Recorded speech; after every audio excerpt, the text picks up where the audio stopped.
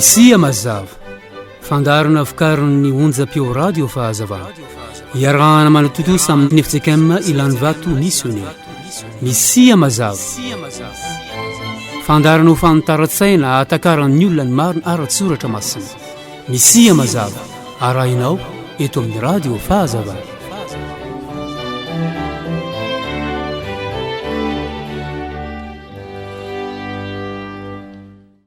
miarabanao ndray ry havana afaka miona amin'ity fotoana erahantsika mifampizara ny fahasoavana avy amin'ny tompo ty ary fifaliana mandrakariva ny ahafahana manome zany arak'izay fa asan'Andriamanitra raha teo.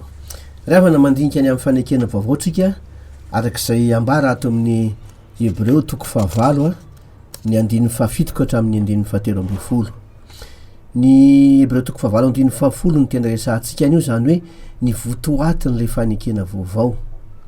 Misy anankitelo isitsika i votoatin' fanekena vaovao ka tamin'ny voalohany hita tamin'ny farany teo ny hoe misy ilay famindrana fo amin'ny tsy fahamarinana ary tsy fahatsiarovan'Andriamanitra intsony ny fahotantsika. De fa vita iny zany zay mifanazay ny votoaty voaloha ary tena lehibe. Ny votoatin'ny faharoa araka ny 17 amin'ny Hebreo 9 io kosa no resahantsika amin'ity andron'ity lehibe ihany koa izy satria zavatra efa natao fanekena, natao testamenta ary efa maty lay nanao an'le fanekena de nisokafana ary lay fanekena vaovao am'izay tonga de efa manan-kery avy hatrany de marina sy tanteraka fa tsy voangatahana intsony mba ataovy indray fa efa vita ary efa tanteraka tonga de miasa avy hatrany. Zao ny 17 amin'ny Hebreo 9 zay milaza an'le votoatin'ny fanekena vaovao hoe ataoko ao an-tsainy ny lalako sady hosoratako ao am-pony ary zaho ho Andriamaniny ary izy ho oloko. Ry havana hita eo am'izany teny zany fa noho nylay fanekena vaovao zay fa nataon'Andriamanitra de ny votoatiny de ataon'Andriamanitra ao an-tsaitsika ny lalany hosoratany eo am-pontsika izany lalany zany ary lasa Andriamanitsika izy ary tsika olon'Andriamanitra. Tsika zay atao hoe gentlisy zany zany hoe tsy jiosy tsy nanaovana fanekena le fanekena voalohany na le fanekena taloha fa itsika koa zany de lasa Andriamanitsika izy noho izay fanekena vaovao zay ary lasa olontsika mbola veliko indray noho izay fanekena vaovao zay. Hita eto ary havana fa ny hevitr'Andriamanitra arak'izany teny zany de ny hoe hiditra ao anatin'ny olona mihitsy izy amin'ny alalan'ny zany teniny zany. Ataoko ao an-tsainy lalako hosoratako ao ambony ny didiko ny teniko zany atao arakapoka amin'ny fomba anankiray zany hoe tena hevitr'Andriamanitra mihitsy ny hiditra sy toetra ao anatin'ny olona noho ifanekena vaovao io amin'ny alala zany hoe ny teniny izy Andriamanitra mihitsy ny heriny rehetra ary ny fiainany de tiany ny toetra ao anatitsika amin'izay fanekena vaovao zay. Ahoana ry havana no matanteraka an'izany fa zay mihitsy ny hevitr'Andriamanitra de mamaky ny baiboly anao de mahita fa amin'ny alalan'ny fahateraham-baovao no azahoan'Andriamanitra miditra sy mitoetra ao anatitsika amin'ny alalan'ny teniny ny zany. Ka araka ny Jeremia 1:7 ny 7:7 vakina amin'ny anaran'i Jesosy fa izao ny fanekena ataoko amin'ny tanik'Israely rehefa afaka zany andro zany ho Jehova de ataoko ao an-tsainy ny lalako sady soratako ao am-pony ary zaho Andriamaniny ary izy oloko. Zay zany le hevitr'Andriamanitra de ampiarahantsika amin'ny Ezekiela 3:3 izy io mba mazava tsara ny zay nolazainy Jeremia zay. Ezekiela 3:3 ny 5:20 ka hatramin'ny 20 vakina amin'ny anaran'i Jesosy. De ho fafazako rano madio ianareo ka adio ny mba ho afaka amin'ny fahalotonareo rehetra sy ny sampinareo rehetra no anadiovako anareo ary omeko fo vaovao ianareo ary fanahy vaovao no ataoko anatinareo ary esoriko amin'ny nofinareo ny fo vato ka omeko fo nofy ianareo ary ny fanahiko no ataoko anatinareo ka tonga anareo andeha araka ny lalako sy tandrana ny fitsipiko ka anaraka ary olona any amin'ny tany zay nomeko ny razanareo ianareo ka oloko ianareo ary zaho ho Andriamanitra reo. Ry havana, mazava be zany le izy a, fa ny azahoan'Andriamanitra mitoetra ao anatsika de asan'Andriamanitra mielo zay, diovin'Andriamanitra tsika araky ny teniny, le tenin'Andriamanitra mantsy manadio.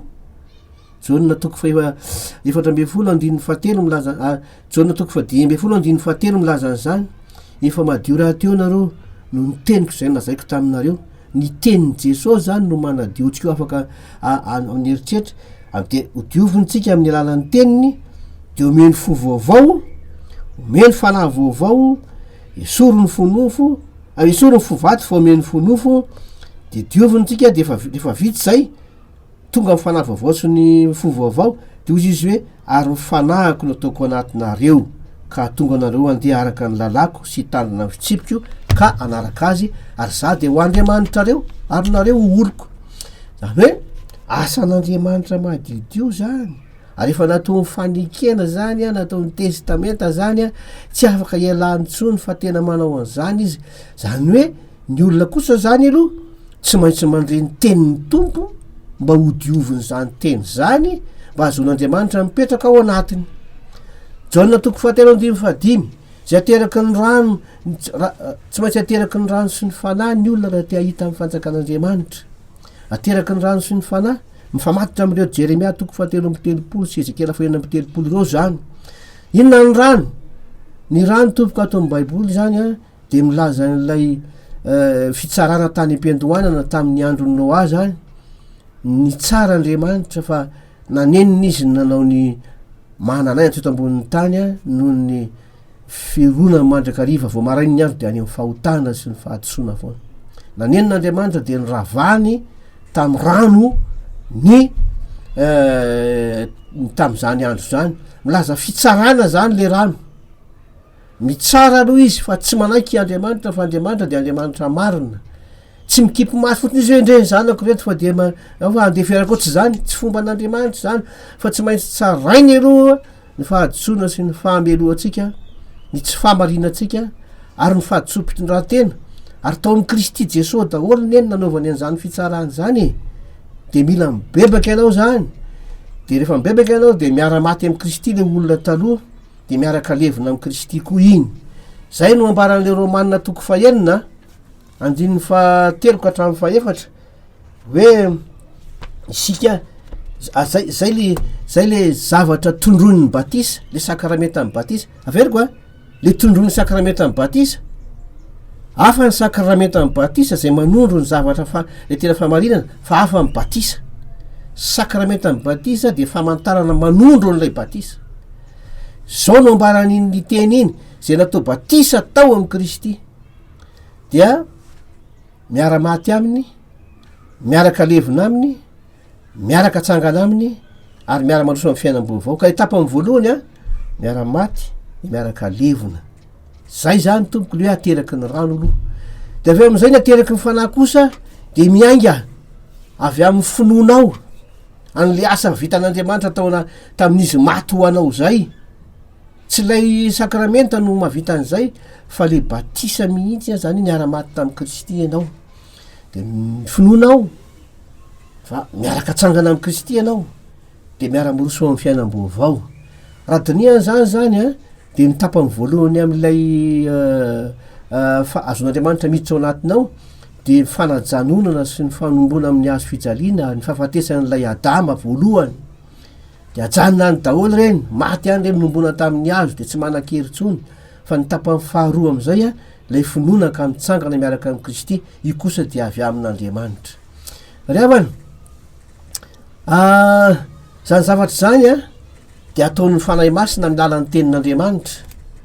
Zao no ambaran'ny Jaonina toko fahenina amby folo andin'ny fahavalo hoe rehefa ho tonga amin'ny fanahy masina dia ampiaiky zao tontolo zao amin'ny fahotana izy. Zany hoe le tena fampanekena amin'ny fahotana tsy asan'ny olona akory na asan'ny fietsepony, fa tena asan'ny fanahy masina zay nampiasan'le tenin'Andriamanitra. Le asan'ny fanahy masina zay nampiasan'le tenin'Andriamanitra ka nandresy lahatra an'le olona ny amin'ny fahotana. mbola veriko le nazaiko tamin'ny farany teo hoe rehefa mandeha mazava ianao araka ny jaona voalohany toko voalohany 5 ka hatramin'ny 7 zany lesahany zany de lasa manana fahaisana amin'ny tompo ao amin'ny tompo tsy misy alika na de kely akory aza de ao anatin'zay mandeha amin'ny mazava zay no ahitanao ny tena fahotanao zany de am'izay fotoan'zay ianao tena mibebaka mariny ianao fandresendahatra avy amin'ny fanahy masina zay nampiasan'le tenin'Andriamanitra no mahatonga no tena mibebaka zay zany zay ny asan'ny fanahy masina voalohany fa ny asan'ny faharoa de le zavatra andresahana teo zany ny finoana kosa no mahatonga anao afaka mitsangana zao ny lazay ny Romanina 10:17 ny finoana de avy amin'ny tenin'ny Kristy dinganiko zany le hoe toriteny fa mitovy ihany zany ny finoana de avy amin'ny tenin'ny Kristy zany hoe tsy misy finoana tonga ao amin'ny olona zany raha tsy mareny tenin'ny Kristy izy aloha ary io tenin'ny Kristy io riavana tsy le teny vakina fotsiny fa le nampiasain'ny fanahy masina io ianao mandeha amin'ny mazava de tena hitanao araka ny fahitan'Andriamanitra ny herin'le teny zao koa ny lazay ny Korintiana voalohany 4:5 tapany faharoa hoy izy hoe fa izaho Paoly zany miteny zao fa izaho niteraka anareo ao amin'ny Kristy Jesosy tamin'ny filazantsara le filazantsara nitoriny Paoly zany no niteraka ny Korintiana ho ao amin'ny Kristy Jesosy tsy maintsy misy teny zany fa le teny le filazantsara ampiasain'ny fanahy masina no mahatonga ny olona afaka mibebaka asan'ny fanahy masina. Jakoba 1:9 tapany voalohany hoy izy hoe amin'ny anaran'i Jesosy tamin'ny sitrapony no niterahany antsika tamin'ny tenin'ny fahamarinana mba ho santatra ny zavatra noforoniny sika ny sitrapony niterahany antsika tamin'ny teny fahamarinana hitanao zany fa tsy maintsy mandary fahaterambo avao zany tsika ary fahaterambo avao io de ny tenin'Andriamanitra ny tenin'ny Kristy ny filazantsara no niteraka atsika ka tsy misy olona nateraka indray zany raha tsy efa mahita le voninahitra le teny araka ny fanazavan'ny fanahy masina azy ry havana ary zay no ambarany Petera voalohany 2:13 hoy izy hoe fa efa teraka indray ianareo tsy tamin'ny vo mety oloa fa tamin'ny tsy mety oloa dia ny tenin'Andriamanitra zay velona sady maharitra tena mazava be zany ry havana fa io tenin'Andriamanitra zay ampiasain'ny fanahy masina io no miteraka ny olona ho tonga zanak'Andriamanitra ndraindray mantsy ny milaza misy mitsanga ny ompitory-teny fa ny fandresen-dahatra ao aminy ny zavatra kendreny no tiany avoaka ny lojika ny tiany avoaka na zay heveriny hoe fahamarinana ara-tsiantifika ao am'izay heveriny fa mampeten'le izy no toriny fa tsy ny tenin'Andriamanitra fa le tenin'Andriamanitra tompoko dia zay voasoratra ka miafina anatin'ny soratra io lay hevitr'Andriamanitra ampiasain'ny fanahy masina ao anatin'ny fahafianoana de manjary mahitatsika ny tena hevitr'Andriamanitra zao mantsy ry havana araka ny Jaona 4:17 de zao ny lazain'i Jesosy hoe ny teniko nyzay lazaiko taminareo de fanahy sy fiainana ny tenin'i Jesosy zany de fanahy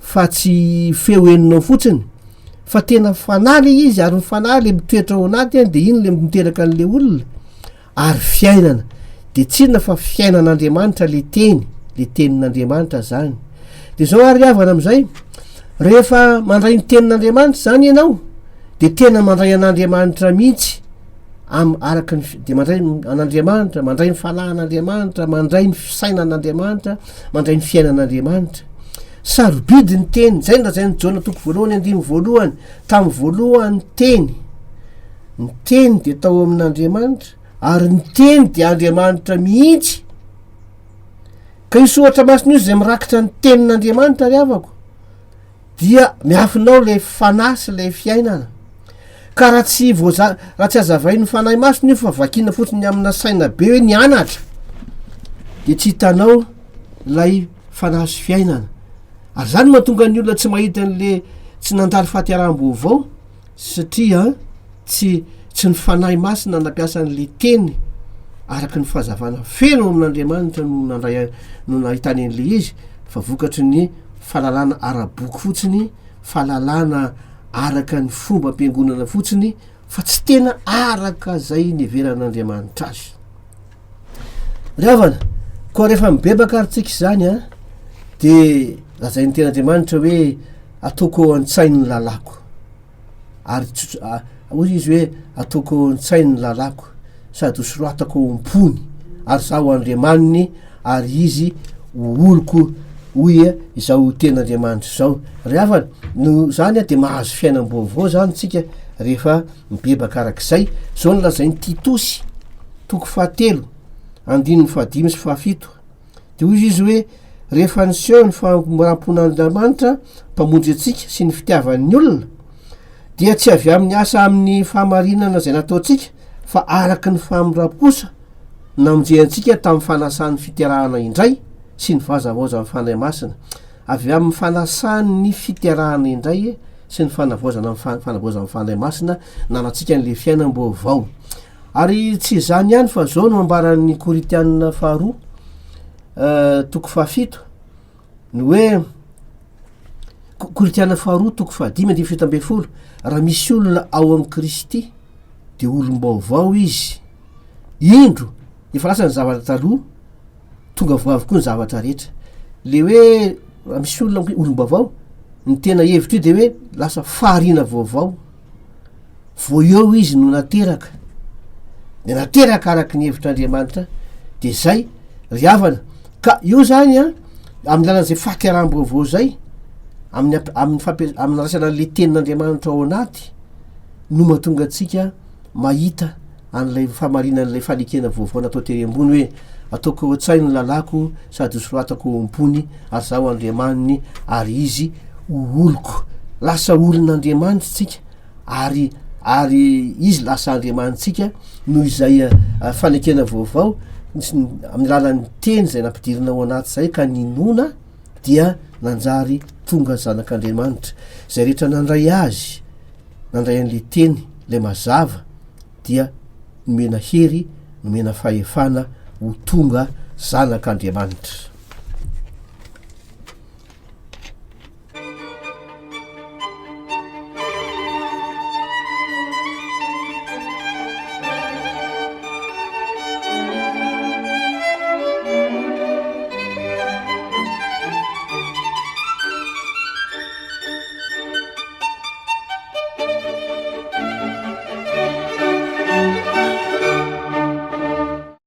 Manotsika riavana ny amin'ny mifandaniana n'lay votoaty ny fanekena vaovao faharoa, ny fanekena vaovao faharoa, ny votoaty ny faharoa de ny hoe ataoko ao an-tsainy ny lalako sady hosoratako ompony ary zaho Andriamaniny ary izy oloko. Efa hitantsika teo zany le hoe ahoana ny fomba n'Andriamanitra namiatrahany an'lay fitsipika sy lalàna zany hoe ny teniny aty anatytsika ary ahoana ny mahatonga azy ho lasa Andriamanitsika ary tsika olony tamin'ny lalan'ny fahatiaram-baovao de nanomezany atsika n'zany fiainan'Andriamanitra zany.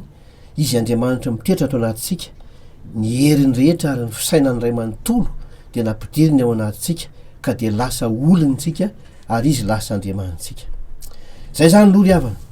Fa zao io fiainana vaovao io a de lazain'ny Romanina 5:2-7 vakiko vetivety amin'ny anaran'i Jesosy fa ao amin'ny Kristy Jesosy ny lalàn'ny fananaina no nahafaka tamin'ny lalàn'ny fahotana sy ny fahafatesana.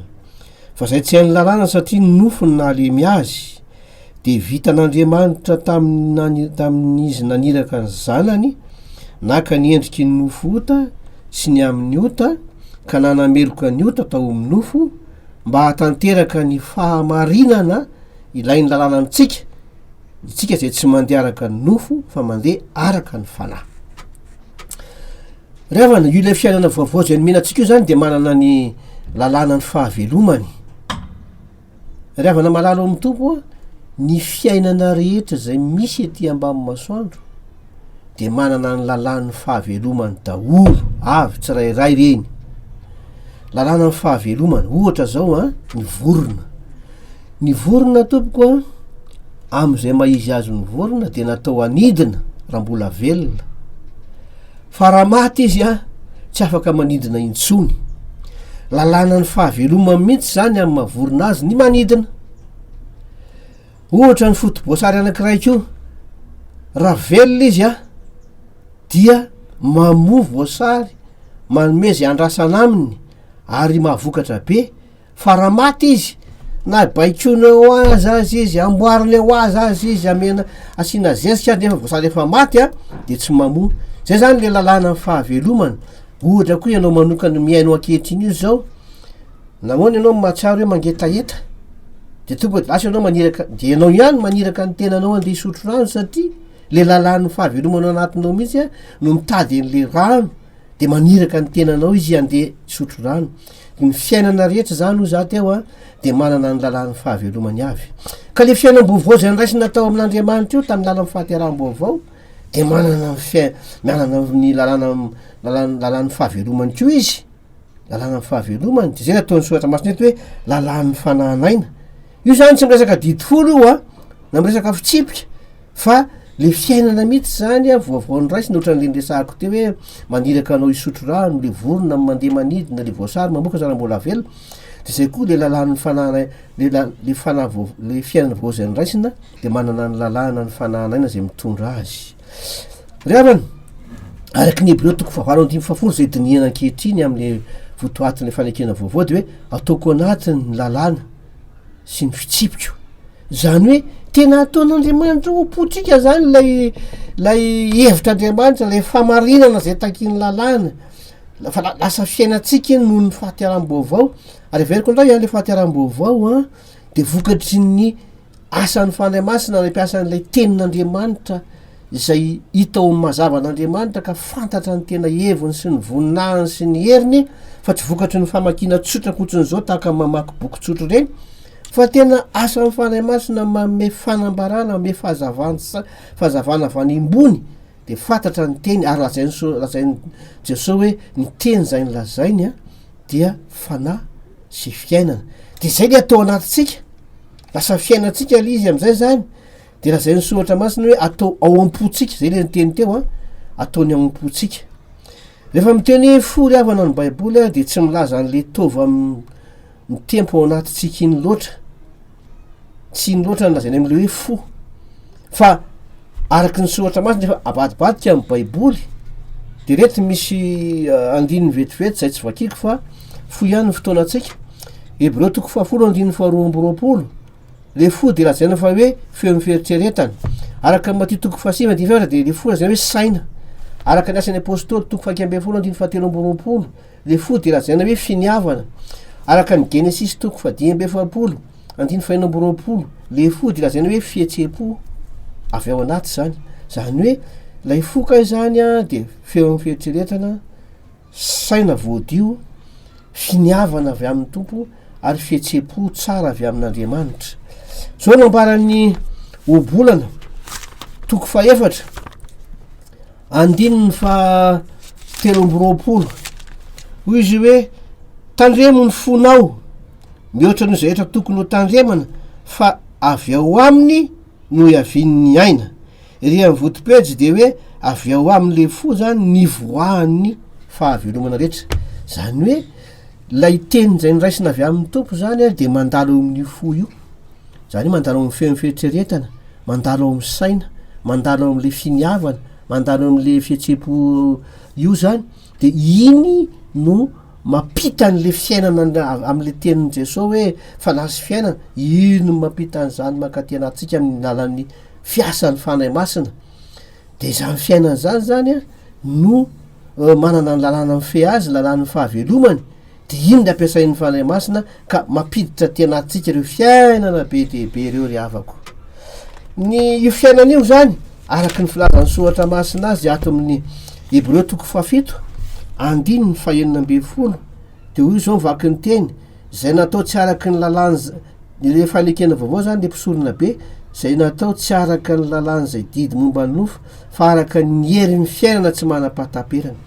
Io le fiainana io zany avy amin'ny teny a dia hery ny fiainana tsy manam-pahataperana, misy hery zany le izy a ary tsy manam-pahataperana le izy.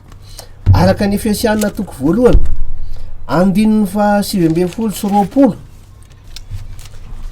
dia ary ny fioaran'ny alehibe ny heriny ho antsika izay mino araka ny fiasan'ny heriny faherezany izay nataony tao amin'ny Kristy tamin'ny nananganany azy tamin'ny maty sy ny nampitoerany azy eo amin'ny tanakavanana any an-danitra. Zany hoe misy an'ilay heriny fananganana maty zany ao anatin'le teny, ka na inona toerana misy ianao everinao fa fahafatesana rehefa raisinao le teny fiainana fanazy fiainana avy amin'ny tenin'Andriamanitra io zay azavain'ny Fanamasina amin'ny fahazavana avy any ambony, dia misy heriny fananganana maty ary manangana anao afaka amin'izany fan'izany amin'izany fahafatesana ara-panahy, ara-tsaina, ara-pihetsepo, ka mahatonga anao hoe tsy manam-panatahana intsony amin'ity fiainana ity.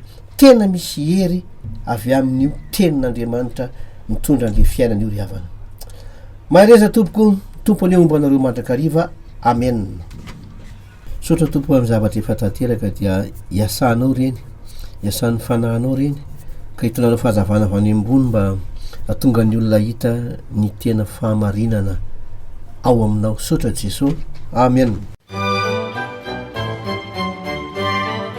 Misia mazava fandarona vokarin'ny onjam-peo radio fahazavana iarahana manototosa amin'ny FJKM Ilan'ny Vato missionnaire. Misia mazava fandarana ho fanontara-tsaina atakaran'ny olona ny marina ara-tsoratra masina. Misia mazava arahinao eto amin'ny radio fahazavana.